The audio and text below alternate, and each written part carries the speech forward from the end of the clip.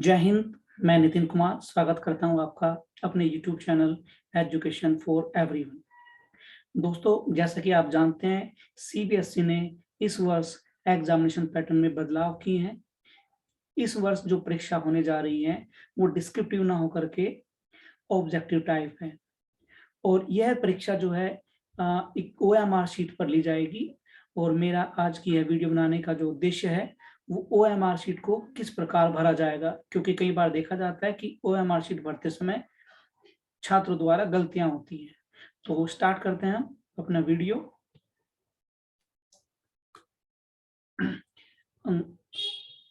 ये सीबीएसई के बिहाफ पर डायरेक्टरेट ऑफ एजुकेशन ने ये पैटर्न ओएमआर शीट का बनाया है। ये आप देख रहे हैं, डायरेक्टरेट ऑफ एजुकेशन जीएनसीटीओ दिल्ली।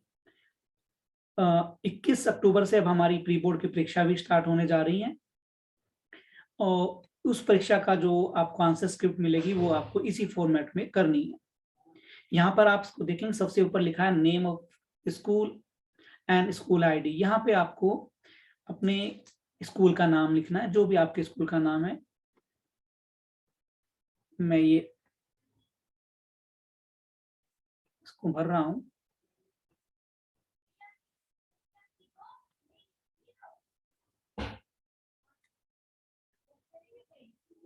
साथ में स्कूल की आईडी भी डालनी है, तो जो भी आपके स्कूल की आईडी है वो आपको इसमें भर देनी है।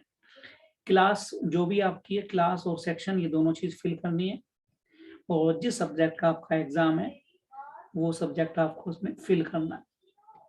CWSN children with special need, यदि आप हैं तो यस भरें, अदरवाइज इसमें आप नो भर दें। Date and day of exam, जैसे कि आप जानते हैं अगर आपका एग्जाम जिस डेट को हो रहा है तो वो डेट भरनी है। अगर पहला जो प्री बोर्ड एग्जाम है वो 21 अक्टूबर से स्टार्ट हो रहा है तो आप पहले एग्जाम के लिए ये डेट भरेंगे और जो डे पड़ेगा उस दिन आपको भरना। जनरल इंस्ट्रक्शन आपको बहुत ध्यान से पढ़नी है, क्योंकि कई बार अगर हम जनरल इंस्ट्रक्शन नहीं पढ़ते हैं तो हमसे कई गलतियां हो जाती हैं। तो यहाँ पे ये इंग्लिश में और हिंदी में दोनों लैंग्वेजेस में इंस्ट्रक्शन दी हुई है, जिसमें आपको कंफर्टेबल लगे आप उसमें रीड कर लीजिए। प्रत्येक प्रश्न के लिए केवल एक गोले को काला करना है। यदि आपने 2 आंसर को सर्कल कर दिया है तो वो आपका काउंट नहीं होगा, चाहे आप उसको नेल से रब करें या व्हाइटनर लगाए, उसका आपको मार्किंग नहीं होगी। साथ में आपको केवल काले या नीले बाल पॉइंट पेन का यूज करना है। कई बार बच्चे ये इंस्ट्रक्शन पढ़ते नहीं है और वो जेल पेन को यूज करने लगते हैं, इसलिए हमेशा ध्यान रखें यहाँ पे आपको बाल पॉइंट पेन ही यूज करना है। आप ब्लैक भी यूज कर सकते हैं और ब्लू। यदि एक से अधिक वृत्त काले पाए जाते हैं तो उस उत्तर का मूल्यांकन नहीं किया जाएगा, यानी आपका कोई एक आंसर ठीक भी है तो आपको उसके मार्क्स नहीं मिलेंगे। उत्तर को काटने और ओवरराइट करने की परमिशन नहीं है। अगर आपने कर भी दिया है तो कोई फायदा नहीं है, आपको उसमें आंसर नहीं दिए जाएंगे। ये करेक्ट मेथड दिया हुआ है कि आपका जो सर्कल है ये पूरी तरीके से कंप्लीटली जो है शेडेड होना चाहिए। ये सर क्रॉसिंग या आधा सर्कल इस तरह की चीजें नहीं होनी चाहिए। नीचे स्टूडेंट सिग्नेचर का कॉलम दिया हुआ है, तो जो भी जैसे भी आप साइन करते हैं यहाँ पे अपने साइन कुछ कर देंगे जिस तरह की आपके साइन है। और यहाँ पे जो ड्यूटी देगा एग्जाम में टीचर आपका, वो सिग्नेचर ऑफ इन्विजिलेटर वाले कॉलम में साइन करेगा। बाकी का ये काम आपके लिए नहीं है। मेन जो आपकी ओएमआर शीट का जो काम है वो यहाँ से स्टार्ट होता है। इसको आपने बहुत सावधानी से भरना है, क्योंकि ये कंप्यूटर इसको रीड करता है। अगर कंप्यूटर से आपकी आंसर शीट बोर्ड में चेक होगी तो नाम, यदि किसी का आप देख रहे हैं छात्र का नाम बड़े अक्षरों में लिखना है तो कैप्स में आपको डालना है। आपका नाम यदि केवल एक वर्ड में है, जैसे मैं अपना नाम लिख रहा हूं यहाँ पे, ये आपको कैपिटल में ही लिखना है। अगर आपका नाम 1 वर्ड का तो ये बहुत अच्छी बात है, लेकिन अगर आपका नाम 2 शब्दों में है तो आपको एक बॉक्स को खाली छोड़ते हुए दूसरे अगले बॉक्स से स्टार्ट करना है।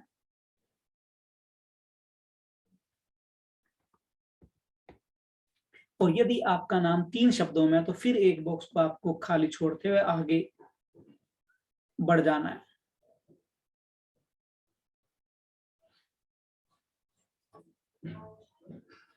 अब यहाँ पे गलती जो होती है छात्रों से, वो इनको सर्कल करने में गलती होती है। अब हमने जहाँ पे ऊपर एन लिखा है, इस बॉक्स में हमें एन के सामने ही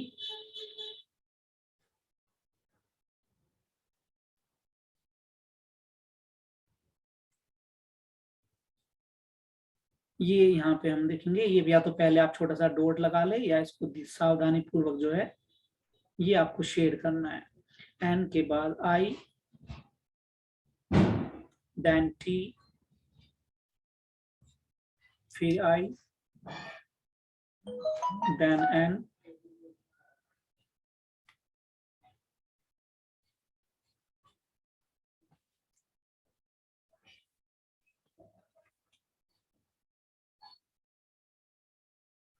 देन के। एक कॉलम, एक रो हमने जो है इस कॉलम को छोड़ देना है, और ये के नीचे हमने के को सर्कल करना है।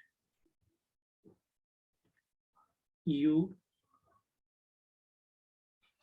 एम, इसको करते हुए कभी भी जल्दी ना करें, क्योंकि जल्दी करने पर इसमें दूसरी लाइन में बबल जो है फिलअप हो जाता है। वी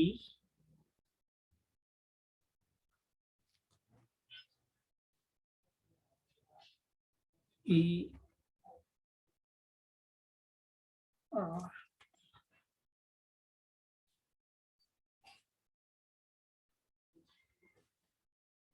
इसके बाद जो नेक्स्ट दिया हुआ है स्टूडेंट की आईडी, जो भी आपकी आईडी है आपको अपनी आईडी इसमें डालनी है।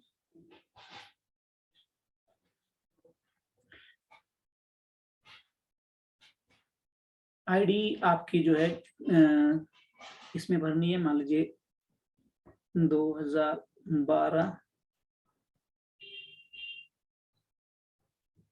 ये जो भी आपकी सबकी अपनी अलग अलग आईडी होती है। तो आईडी अपना अगर आपको नहीं पता तो अपने क्लास टीचर से जरूर नोट कर लें एग्जाम से पहले। और इसी तरह इसमें भी आपको ये बबल्स जो है फिलअप करने हैं।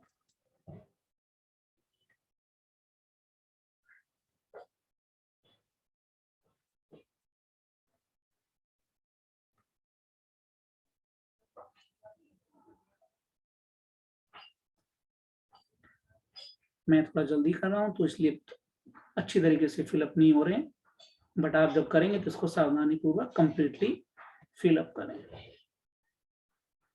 उसके बाद आपकी नेक्स्ट जो है ये क्लास है 9, 10, 12, जो भी आपकी क्लास है वो आपको फिलअप करना है। और नीचे सेक्शन दिया हुआ है ए से लेके एन तक, तो ज्यादातर स्कूल में यही सेक्शन होते हैं। तो जो भी आपका सेक्शन है, 12th है तो ए पे भर दें, 12th बी है तो बी पे भर दें। इसके बाद स्कूल आईडी दी हुई है, तो ये आईडी आपको पता होनी चाहिए, अदरवाइज भी आप अपने क्लास टीचर से कंफर्म कर लें। तो जो भी आपकी आईडी है वो यहाँ पे आपको पहले लिखनी है,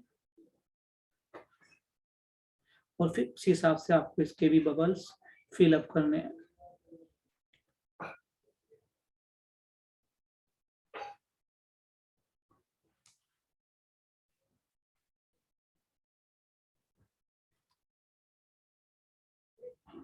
एग्जाम का रोल नंबर, ये जो क्लास का रोल नंबर होता है जनरली वही एग्जाम का रोल नंबर होता है।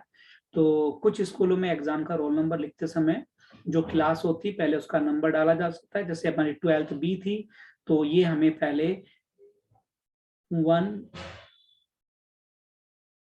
2 ऐसे लिख करके, उसके बाद जो रोल बी के लिए जो है 2 आ जाएगा, और जो आपका 2 डिजिट में रोल नंबर है वो रोल नंबर, ये वाले कॉलम को आप 0 भर दें।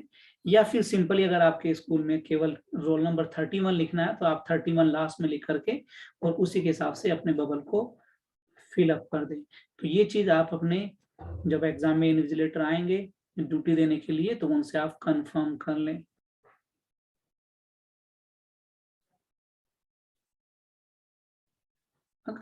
एग्जाम में कभी भी पैनिक नहीं होना, कंफर्टेबल होकर के इसको भरें, क्योंकि ये एंट्री अगर गलत हो जाती है तो फिर हम नर्वस हो जाते हैं और हमारे एग्जाम पे भी इसका प्रभाव पड़ता है। तो इनको बहुत ध्यानपूर्वक सावधानी से भरें और कोई किसी तरह की टेंशन या घबराहट ना लें। इसके बाद नीचे जो रेस्पॉन्सेस देखना है ये आपका आंसर है। जो भी आपके एग्जाम में संभवतः शायद 40 क्वेश्चन आएंगे, तो क्वेश्चन नंबर 1 का जो भी आपका आंसर है A, B, C या D, उसको आपने डार्क करना है। ठीक, इस तरीके से आप उसको फिलअप कर सकते हैं। उम्मीद कर रहा हूँ कि आपको ये वीडियो अच्छा लगा होगा और आपको बातें समझ में आ गई होंगी। अधिक से अधिक छात्रों को इसका लाभ मिल सके तो आप इसको अपने सभी फ्रेंड्स को जो है शेयर करें।